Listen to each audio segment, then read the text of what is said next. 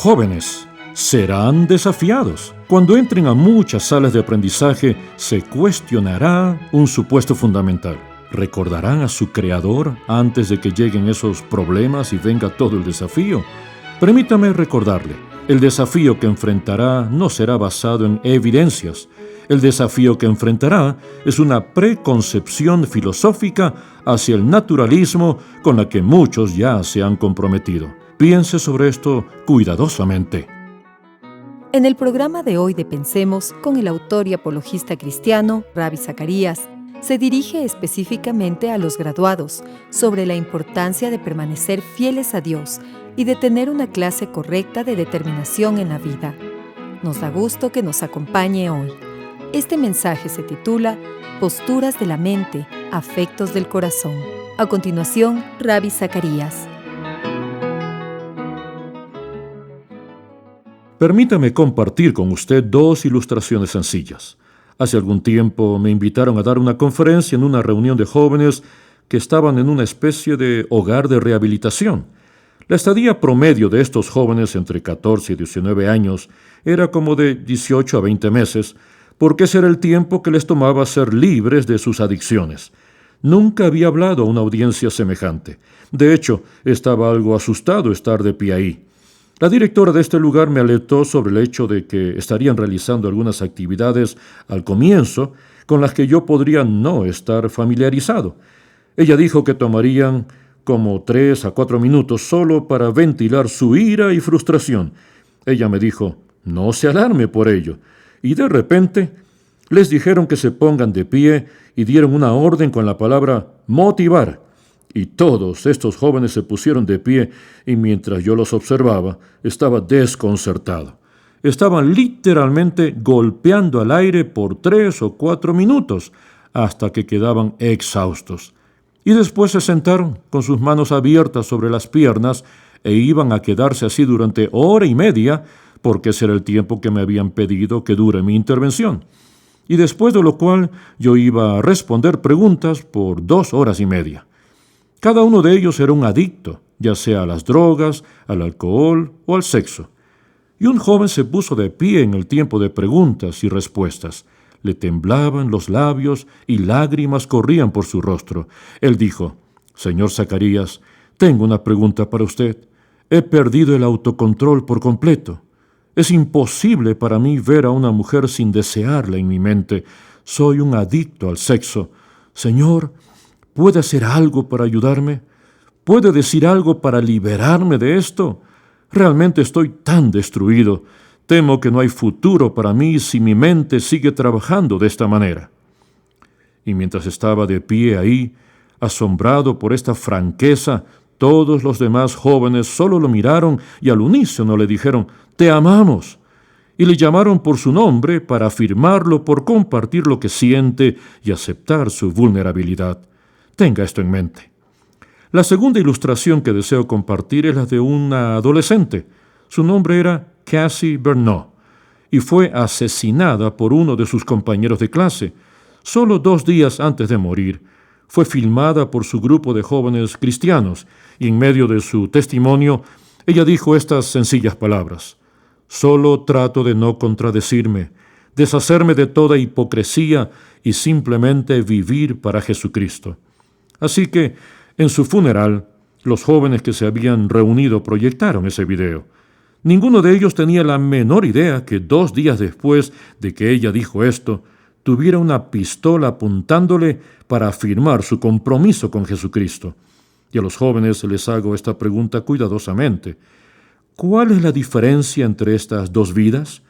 ¿Cómo puede ser que uno de ellos se encuentre en el punto de la destrucción en el que deshumaniza a los miembros del sexo opuesto y está de pie ahí, como un hombre completamente avergonzado de lo que lo posee?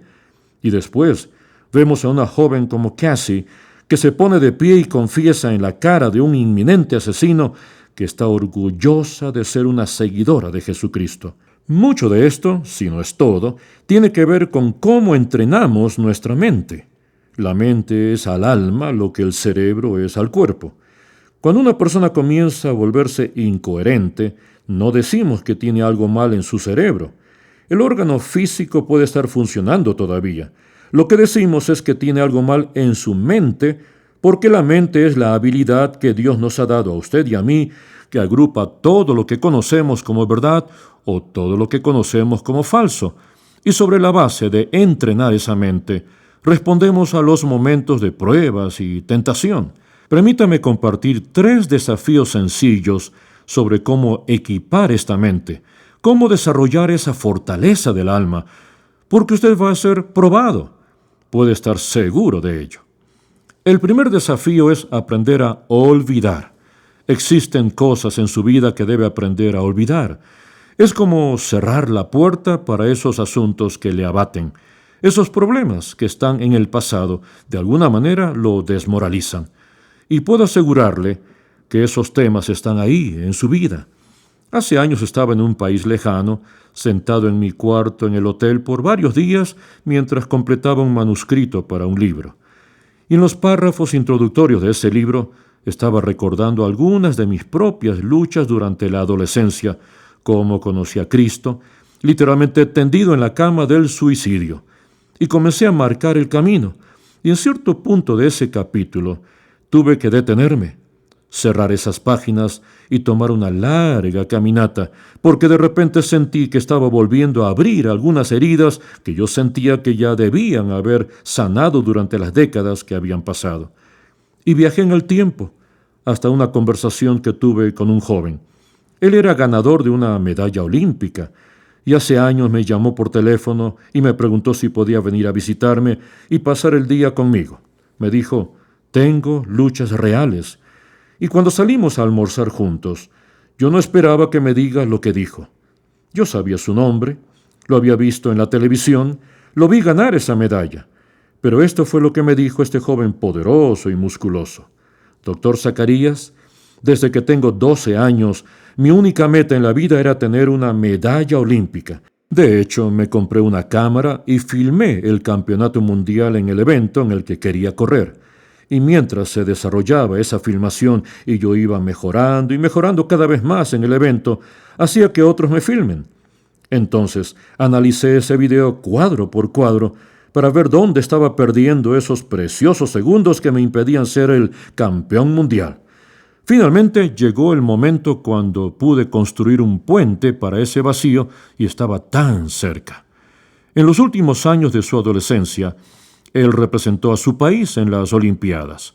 Él había ganado todas las eliminatorias y la señal de salida para la competencia final estaba a punto de sonar. Y él dijo, ahí estaba en la salida, preguntándome si era real, que todo el mundo estaba observando. Había pasado 7 años y ahora posiblemente podría convertirme en el campeón mundial. Cuando estaba a punto de sonar el disparo, de la nada surgió un pensamiento para el cual no estaba preparado. Justo cuando el disparo estaba a punto de sonar, de repente esta pregunta invadió mi mente. Me pregunto si mi padre estará observando. Durante los años, él y su padre se habían distanciado, y no había amor ni relación entre ellos. En ese momento de su más grande triunfo, de alguna manera, se abrió la puerta a los años pasados y el recuerdo de su relación con su papá bien pudo haberle costado la medalla de oro. Él avanzó y tuvo el privilegio de ganar la medalla de bronce. Yo me sentía algo extraño estar sentado al frente de la mesa de un joven fuerte, con buen físico, cuyo rostro estaba bañado en lágrimas, que me preguntaba cómo podría reconstruir esa relación y recuperar todos los años que había perdido en el proceso. Amigo, amiga, que me escucha. Puede ocurrir en su vida, puede ocurrir en la mía.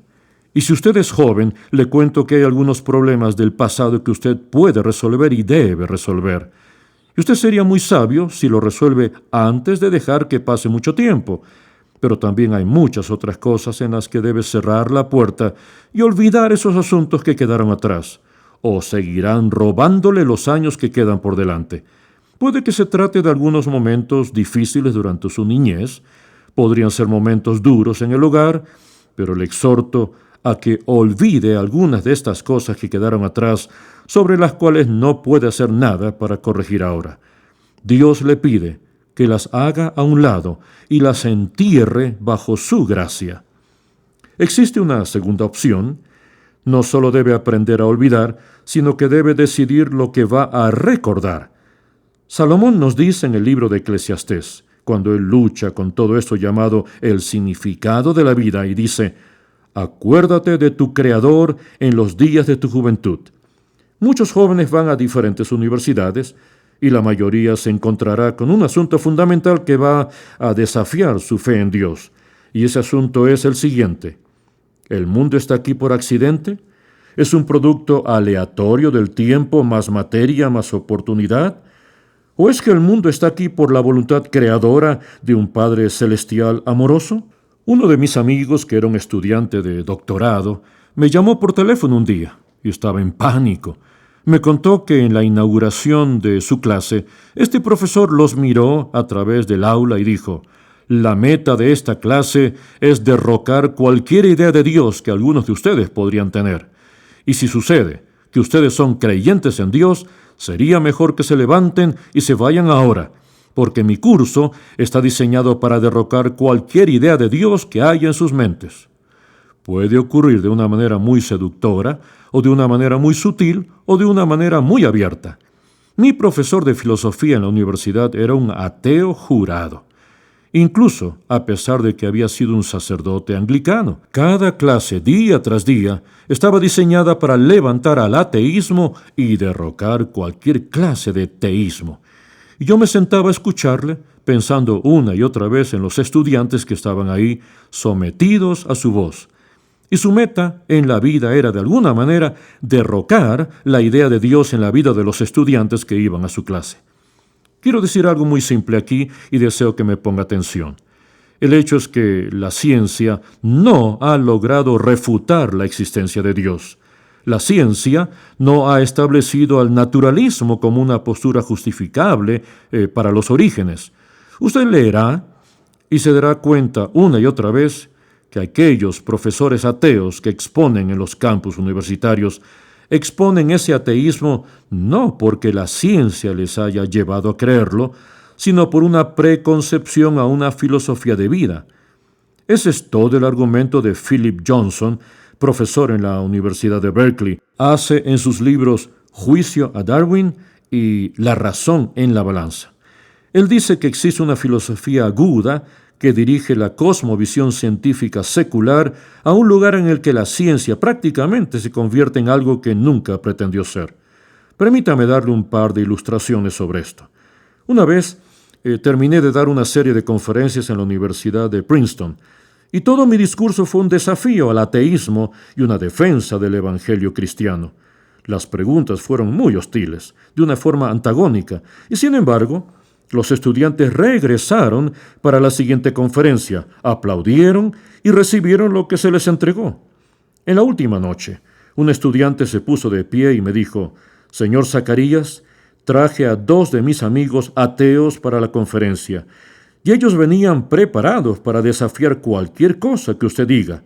Y cuando ya nos íbamos, le dije a uno de ellos: ¿por qué no le hiciste las preguntas que tenías?». Hubo un silencio en la quietud de la noche, y después él miró a este cristiano que les había invitado y dijo: «Los argumentos eran demasiado persuasivos como para contradecirlos».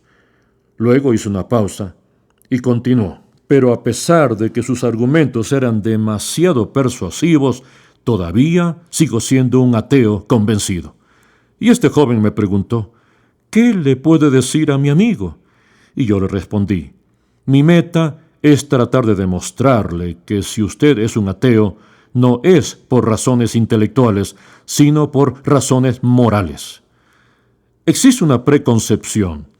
Aldous Huxley, en 1946, dijo: «Deseo que este mundo no tenga significado, porque me da la libertad para dedicarme a mis propias búsquedas eróticas». Piensa en toda la grandiosidad que Dios ha derramado en este universo, toda la complejidad específica, el maravilloso diseño que está ahí. ¿No fue Carl Sagan, mientras todavía era profesor, quien hizo este asombroso comentario? Él dijo: «Si podemos obtener solo un mensaje inteligente del espacio exterior, sabremos que hay vida inteligente allá. ¿Será que Carl Sagan se detuvo a pensar por un momento que un fragmento de ADN humano tiene 600 páginas de información? Solamente en el ojo existen 700 millones de células de todas las que contiene el cuerpo humano. Piense en ello, el diseño maravilloso. Jóvenes y señoritas, cuando entren a los salones del aprendizaje, una suposición fundamental será desafiada. A lo mejor usted se está graduando de una escuela que está comprometida con el hecho de que, en el comienzo, Dios creó los cielos y la tierra. Y toda su vida y educación se basaban en ese compromiso. Pero cuando esté en lugares en donde desafíen ese compromiso, ¿se acordará de su Creador antes de que lleguen esos problemas y desafíos? Debemos aprender que hay cosas que tenemos que olvidar, determinar lo que vamos a recordar. Y lo último que quiero compartir es que debe comprometerse con el amor de Dios para que no sea solo una postura de la mente, sino también un afecto del corazón. Vivimos en un mundo solitario, en un mundo muy necesitado. Una mujer atea llamada Madeleine Murray O'Hair murió hace algunos años y se subastaron sus diarios. En 3 ocasiones estos diarios contienen estas palabras: ¿alguien podría amarme, por favor? ¿Cómo podrá sentir el amor después de que usted se gradúe y quizás vaya a vivir en otros lugares? Voy a contarles una fascinante historia. Ocurrió en 1971. Yo estaba todavía sacando mi licenciatura en teología y me invitaron a dar una conferencia en Vietnam. La guerra todavía estaba bastante grave. Había muchas matanzas durante esos días. Mi traductor era un joven de 17 años. Su nombre era Hien. Dios, de una manera extraordinaria, utilizó estas 2 vidas jóvenes en muchos escenarios para hacer estallar un avivamiento en Vietnam. Los 2 éramos demasiado jóvenes para estar en lugares como esos, pero Dios, en su gracia soberana, usó nuestras vidas. Después de 4 meses que terminé de predicar en esa tierra, abracé a Hien, pensando que nunca más lo volvería a ver. Eso fue en 1971. Pasaron 17 años y en 1988 recibí una llamada y solo me tomó 1 minuto reconocer que estaba hablando con Hien. Le dije: Hien, ¿de dónde me llamas? Y él me respondió: estoy llamando desde Los Ángeles. Le pregunté: ¿qué haces en los Estados Unidos? ¿Cómo saliste de Vietnam? Entonces me dijo: hermano Rabbi, después de que Vietnam cayó en manos del norte, fui arrestado y encarcelado. Todos los días me obligaban a leer a Marx y Engels. Querían derrumbar la fe en Dios que había en mi vida, y no me permitían leer nada en inglés porque estaban tratando de aislarme completamente del occidente, diciendo que los misioneros habían envenenado mi mente. Un día estaba leyendo un libro de Engels que describía a un hombre marxista enjaulado por el capitalismo, y el marxista es un pájaro que se golpea contra los tubos tratando de ser libre y sangrando en el proceso. Pero siga golpeando, decía él. Algún día romperá esos barrotes. Fui a la cama esa noche y pensé: Dios, ¿eres solo un fragmento de mi imaginación? ¿Realmente los misioneros me lavaron el cerebro? ¿Qué eran esas reuniones que tuvimos y el avivamiento? Hien habló sobre mí en su oración a Dios, preguntándose si todos esos mensajes que él había traducido simplemente no eran reales. Y Hien continuó: estaba tan frustrado con todo lo que leía que le dije a Dios que dejaría de creer en él a partir de esa misma noche. Y tomé la determinación que a la mañana siguiente no iba a orar, iba a actuar como si Dios no existiera. Cuando me desperté, el oficial a cargo me asignó la limpieza de las letrinas, y mientras estaba limpiando esas letrinas, vaciando los recipientes de desperdicios, de repente me di cuenta que había un pedazo de papel con un texto que parecía ser inglés, a pesar de que estaba tan manchado de excremento humano. Había visto las palabras en inglés y me preguntaba si podría recoger ese papel de alguna manera. Lavé ese papel, lo puse en el bolsillo y regresé a mi celda. No podía abrirlo hasta la noche, cuando todos mis compañeros de celda estén profundamente dormidos. En la oscuridad de la noche, bajo el mosquitero, encendí mi linterna sobre ese pequeño pedazo de papel, y esto era lo que decía: Ahora bien, sabemos que Dios dispone todas las cosas para el bien de quienes lo aman, los que han sido llamados de acuerdo con su propósito. Y el resto del capítulo 8 de Romanos. No podía creer lo que estaba leyendo. Entonces dije: Señor, aquí en esta prisión, en el primer día que decidí no creer en ti, tú me seguiste con tu amor, con el versículo más precioso que posiblemente necesitaba. Me sorprendí tanto con esto que al día siguiente fui donde estaba el oficial a cargo y le pedí que me permitiera limpiar las letrinas nuevamente. Así que comencé a limpiar las letrinas todos los días y me enteré que al oficial le habían regalado una Biblia y arrancaba una página cada vez que iba a la letrina para usarla como papel higiénico.